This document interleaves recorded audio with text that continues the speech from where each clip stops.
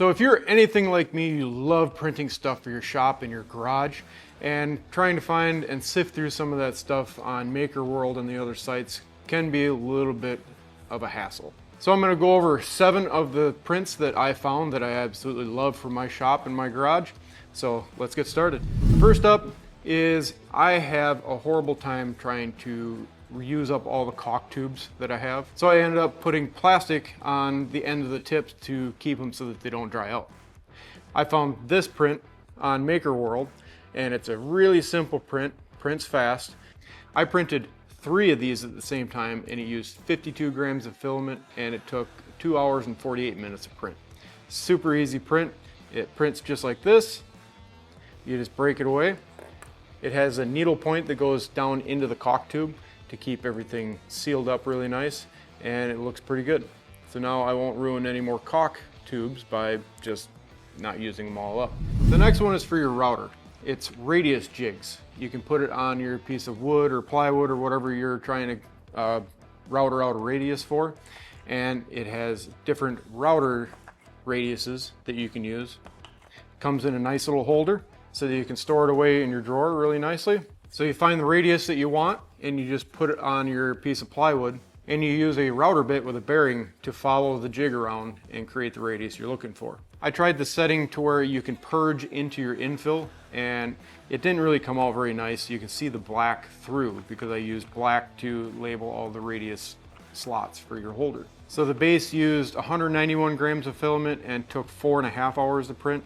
And the jigs print on 2 separate plates and use 87 grams of filament, and 2 hours on the first one and 1 hour and 15 minutes on the second plate. These are going to come in handy whenever I need to do a radius on a project that I'm doing. I will leave a link in the description to all of these prints so that you can find them. They're all on Maker World, so go check them out. Before we get to the rest of the prints, I want to thank BIQU for sponsoring today's video. I have been using the CryoGrip Glacier build plate that they sent me on my Bamboo P2S, and it has been a really enjoyable experience. Its double-sided 7-layer composite design with high magnetic spring steel gives incredible adhesion at lower bed temperatures, so prints stick better, warp less, and pop off easily with a quick flex. And if you own a Bamboo P1S or P2S, the Panda Diaper is a simple upgrade that catches nozzle waste and keeps your printer much cleaner between prints without having to vacuum or sweep out the bottom of the printer. If you want more reliable first layers and a cleaner printer, check out BIQU using the links in the description.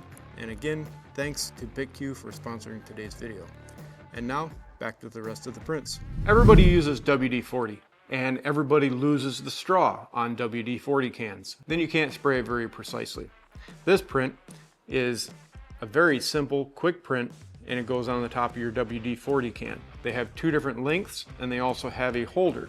This one is designed for the little baby cans of WD-40, but you can scale this up to whatever can you're trying to fit it on. It works great, it's reusable from can to can, and you'll never have to worry about losing your straw again. It's a super quick print at 13 minutes and only uses 3.5 grams of filament for the holder as well as the straw itself. Setup blocks for your table saw and your router can be very expensive, and you really don't need the ones that are machined out of the billet aluminum. They're expensive, and in the end, if you have a 3D printer, it's a waste of money. This one is in Imperial setup blocks. They do have them in metric. I'll link both down below depending on what you're wanting to use. It comes in an ace case with pop open latches, and it stores all of them inside with a tab for quick and easy removal. It has all the common sizes all the way from 1/64 of an inch all the way up to 1 inch. So you're pretty much covered on anything you're wanting to do unless you're wanting to do some random measurement. This is definitely going to come in handy when I'm using a router.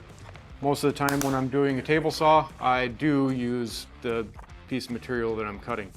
But if you're setting up a dado jig and you want a 1/2 inch, then just use one of this and then you can get that exact 1/2 inch. And they are very accurate. I've put calipers on every one of these and they are extremely accurate for a 3D printer. This does print on, I believe, 5 separate plates, and it does take 320 grams of filament and 12 hours to print, which is broken up between all those different plates. But it's super cool, stores handily, and I'm gonna use it in the future.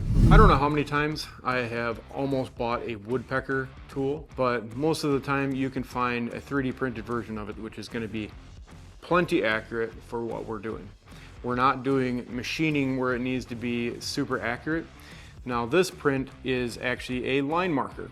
It has all kinds of different markings on it with holes that you can just stick your pencil in and run it down and make your line. It's nice for setting up things where you need to mark where something goes, or just marking cut lines. It uses 23 grams of filament. It is multicolored, so you can read it a little bit better.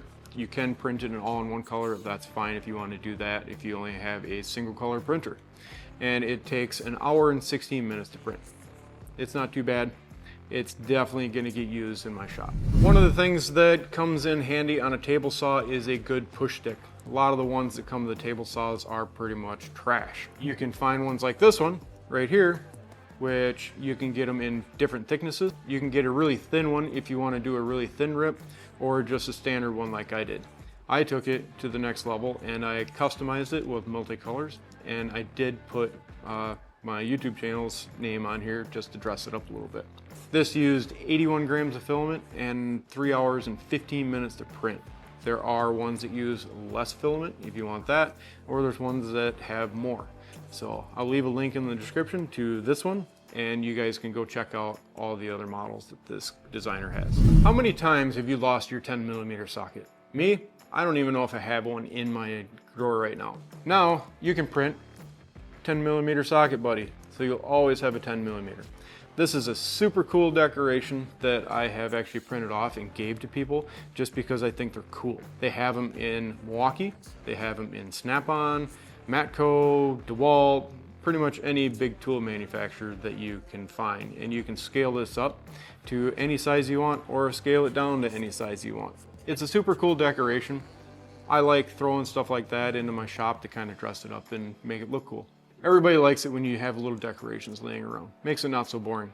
These two together only used 19 grams of filament and took 1 hour and 47 minutes to print. If you scale it up, it's going to take more. If you scale it down, it's going to take less, obviously. But print these off and give them to your friends. I'm sure they'll love them. I hope you enjoyed these 7 3D prints that I use in my shop, and I'm going to be looking forward to using so much more in the future. If you guys like this video, give it a like. Consider subscribing. I'm going to do one of these videos every month. If you're looking for more 3D prints, check out this video that I did last month, and I'll catch you guys in the next video.